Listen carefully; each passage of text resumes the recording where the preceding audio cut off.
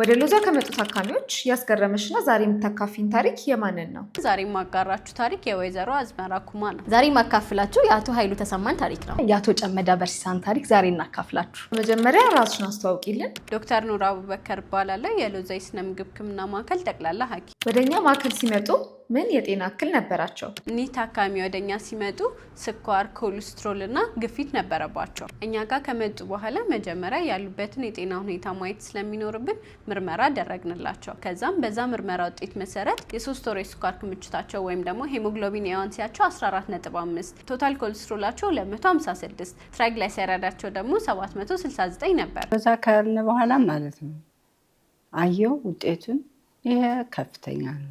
መድኃኒቱ ምግቡ መጀመር አለበት አንድ ላይ እስከሚስተካከል ድረስ አለ። መድኃኒቱንም ጽፎ ሰጠን። በማዕከላችን ባገኙት ህክምና ምን ለውጥ አገኙ?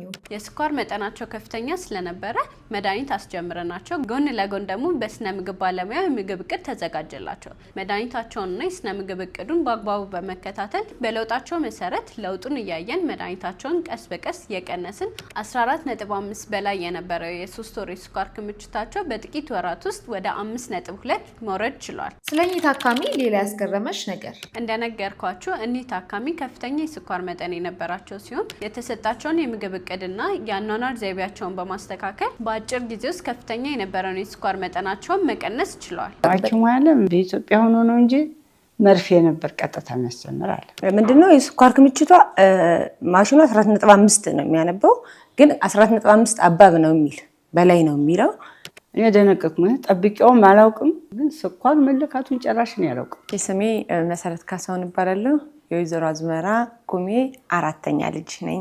እናቴን በአጋጣሚ አዲስ አበባ ውስጥ አለ ከሚባሉ ትልቅ ሆስፒታሎች አንዱ ጋር ወሰድኳት። ስኳር ተገኘባት፣ ታይፕ 2 ስኳር። የ3 ወር ክምችቷ 14.5 እና ከዛ በላይ ይላል። ኮሌስትሮሏ ደግሞ 769 ነው የሚለው። ስለዚህ ስናማከራቸው ቀጥታ ወደ መድኃኒት እንድትጀምር ነበረ የነገሩን። የሄድንበት ሆስፒታል ዶክተሩን ስናናገረው የሄድንበት ሆስፒታል ላይ በኑትሪሽን መስተካከል ይችላል ወይ ስንላት አድሚቱ ነው ይመጣሉ አለኝ። በቃ ማለት ባልጋ ነው የሚመጡት፣ እንደዚህ አይነት ሪስክ አትውሰጂ አለኝ። ለዛ ጋር ስንሄድ መጀመሪያ ዶክተሮች ያን ውጤት አዩ። ከሪስክ መውጣት አለባቸው፣ ሪስክ ፍሪ መሆን አለባቸው። ቀጥታ በምግብ ብቻ አይስተካከልም፣ መድኃኒት ይጀመርና ቀስ ቀስ ቀስ እየተባለ በሁለተኛው ወሯ ስንሄድ ስኳር ክምችቷ ማለት ነው 7 ሲሆን ቀነሱት ማለት ነው። መጀመሪያ 1000 ነበረ፣ ከዛ ወደ 500 እየተባለ ልክ አራተኛው ወሯ ላይ ቆመ ማለት ነው። ከኮሌስትሮል ሁሉም ጨምረዋል፣ ግን በጣም የከፋው ቲጂኔ ነበረ። እሱ 769 ነበረ። በሉዛ ክትትል 162 ነው። 14.5 በላይ የነበረው ስትወጣ 5.2 ነው የወጣችው። አሁን እየተመገበች ያለችው እንጀራ ሁሉ እንደማትበላ ተደርጎ ነው የሚወሰደው፣ ግን ቀይ እንጀራ ትበላለች፣ ትመገባለች። ከምግቧ ሜኑ ላይም አለ፣ ፕሮግራም አለው። በቀኗ መሰረት እንጀራም ትበላለች፣ አትክልቶችን ትበላለች፣ ከስጋም ትበላለች፣ ቀይ ስጋ፣ የዶሮ ስጋ ትበላለች። ምንድነው የማመጣጠን ስራ ነው። እግዚአብሔር ይመስገን። መድኃኒት ለአንድ ቀን ለሁለት ቀን ከባድ ነው፣ እንኳን እድሜ ልክ እንዋጥ እና እግዚአብሔር ይመስገን እኔ ደህና ነኝ። ዶክተር ሃናን ኑርሴን እባላለሁ። በሎዛ የስነ ምግብ ሕክምና ማዕከል ጠቅላላ ሐኪም ነኝ። ዛሬ ማካፍላችሁ የአቶ ኃይሉ ተሰማን ታሪክ ነው። ኃይሉ ተሰማ እባላለሁ። እድሜ 81 ነው።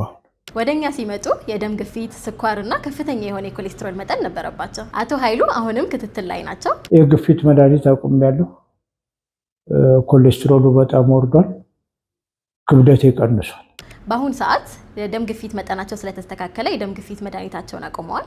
የ3 ወር የስኳር ክምችታቸው ከ8 ወደ 6 ዝቅ ሊል ችሏል። ከፍተኛ የነበረ የኮሌስትሮል መጠናቸው አሁን ላይ መስተካከል ችሏል። እንደ ምሳሌ ትራይግላይሰራይድ መጠናቸው 444 የነበረ ሲሆን በአሁን ሰዓት ወደ 148 ዝቅ ሊል ችሏል። ከዚህም በተጨማሪ ክብደታቸው 70 የነበረ ሲሆን በአሁን ሰዓት 59 ነው። ስለዚህ ታካሚ ሌላ ያስገረመሽ ነገር? ከአቶ ኃይሉ በጣም ያስገረሙኝ ነገሮች ቢኖሩ የእሳቸው ቁርጠኝነትና ለውጥ ለማምጣት የነበራቸው ጉጉት እጅግ አስገራሚ ነበረ። በዚህ እድሜያቸው ደከመኝ ሰለቸኝ ሳይሉ የተሰጣቸውን የምግብ እቅድ ራሳቸው ነበር እያበሰሉ የሚጠቀሙት። አሁን ላይ ላስመዘገቡት ለውጥ ዋና ሚስጥራቸው ነው ብዬ የማስበው ቁርጠኝነታቸውና ዝግጁነታቸው ነው። ስኳር ከያዘኝ ወደ 33 ዓመት ገደማ ነው።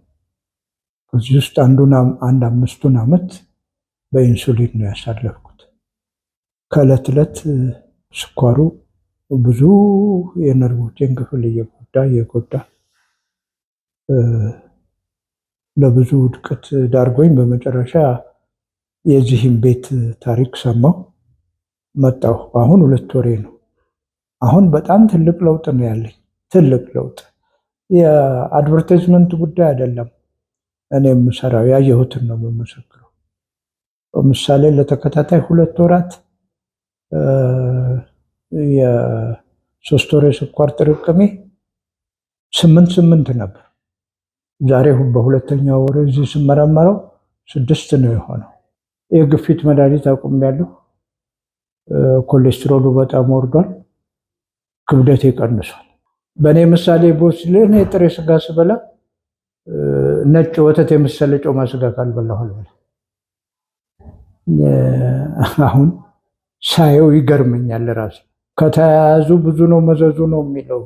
ሳይያዙ በፊት እንደዚህ ቀድሞ ለሰውነት መጣር አስፈላጊ ነው። ያ ሲሆን ረጅም ዘመን መኖር የሚቻል ይመስለኛል። እኔ አሁን ከማየው ሁኔታ። ዶክተር ቃል ኪዳን ብሩክ ከሉዛ የስነ ምግብ ሕክምና ማዕከል ጠቅላላ በሉዛ ብዙ ታካሚዎችን ያየው ቢሆንም ሁሉም የየራሳቸው የሆነ ታሪክ አላቸው። ከነዛ ውስጥ አንዱን መምረጥ ግዴታ ከሆነ የአቶ ጨመዳ በርሲሳን ታሪክ ዛሬ እናካፍላችሁ።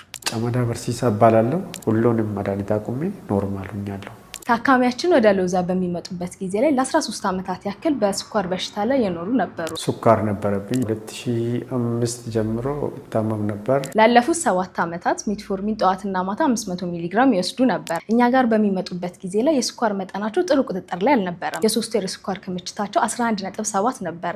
ዕለታዊ የሚመዘገቡት የስኳር ውጤትም ከ250 እስከ 300 ድረስ ይደርስ ነበር። እኛ ጋር ከመጡ በኋላ ሙሉ ምርመራ ካደረግንላቸው በኋላ የምግብ እቅዱን በዛ መሰረት ተዘጋጅቶላቸው መከታተል ጀመሩ። ያኔ ነው ለውጣቸው መታየት የጀመረው። 11.7 የነበረው የ3 ወር ስኳር ክምችታቸው አሁን ላይ 5.6 ደርሷል። ዕለታዊ የስኳር መጠናቸው ከ97 እስከ 105 መድረስ ችሏል። መድኃኒታቸው በዚህ መሰረት እየተቀነሰ አሁን ላይ ከመድኃኒት ውጪ መሆን ችለዋል። የእኚህ ታካሚያችን የሚያስገርመው ነገር ምንድነው? ለ7 ዓመታት ያክል መድኃኒት እየወሰዱ ለውጥ እያገኙ ባይሆንም የስነ ምግብ ሕክምና ካገኙ በኋላና የአኗኗር ዘይቤያቸውን ከለወጡ በኋላ በጣም ደስ ብሎኛል። እንደ አዲስ በቃ ገና እንደተወለደ ሕፃን ነው ያደረገኝ። በጣም ደስ ብሎኛል። ይሄ በጣም የሚያስደስት ነገር ነው። ከሷ አንደበት እንደሰማችሁት ይህ የላብራቶሪ ውጤቶች ብቻ መሻሻል አይደለም ነው፣ የአንድ ታካሚ የመኖር ተስፋ መለምለም ነው። ጨመዳ በርሲሳ እባላለሁ። ስለ ሎዛ ከሶሻል ሚዲያ ነው ያየሁት።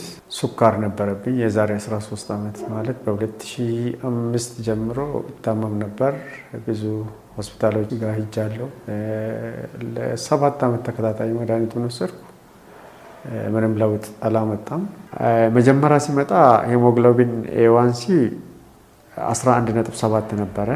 ጠዋትና ማታ 500 ግራም ሜትፎርሚን ወስድ ነበር ሁሌ እና ወደዚህ ሲመጣ በመጀመሪያ ወሬ እየተስተካከለ ሲመጣ ሁለተኛ ወር ላይ አንድ ጠዋት ሲወስድ ማታ ሳልወስድ ነው የማድረው።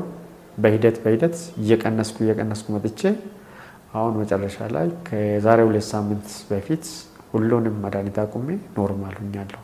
መጀመሪያ በጣም ሲያስቸግረኝ ወደ ሎዛ ሳልመጣ በፊት የሚያስቸግረኝ 300 250 የሚሆኑ የነበረው መድኃኒቱን ራሱ አቁሜ 109 እስከ 91 መሃል ነው ያለው። ከዚህ ሬንጅ አልወጣም። የሆነ ስህተት ይኖራል እንጂ አንተን ስኳር በጭራሽ ይዞ ማያውቅም ስለኝ እኔ 13 ዓመት ከዚህ በሽታ ጋር ሲቸገር ነበር።